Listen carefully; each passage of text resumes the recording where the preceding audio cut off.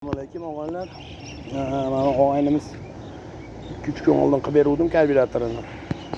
Bugun aytaman cho'ta aka xalostoy sal qaltiragandek bo'lyapti. Yarim soat yurgandan keyin mashina yarim soatdan keyin o'zini-o'zi sal tortcha og'irlashib qolyapti.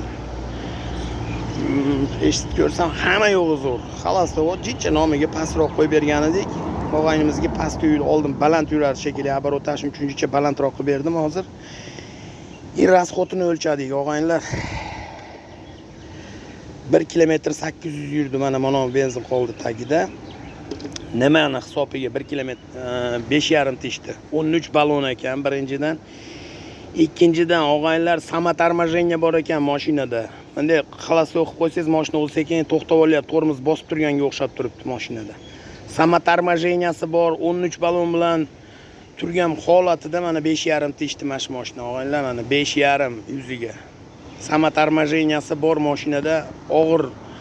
Endi og'ir emas, tortib bossangiz tortyapti mashina, lekin tormoz bosilib yuribdi-da mashina, tushunyapsizlarmi? Bu orqadan birov tortib turganda qilib bo'laveradi.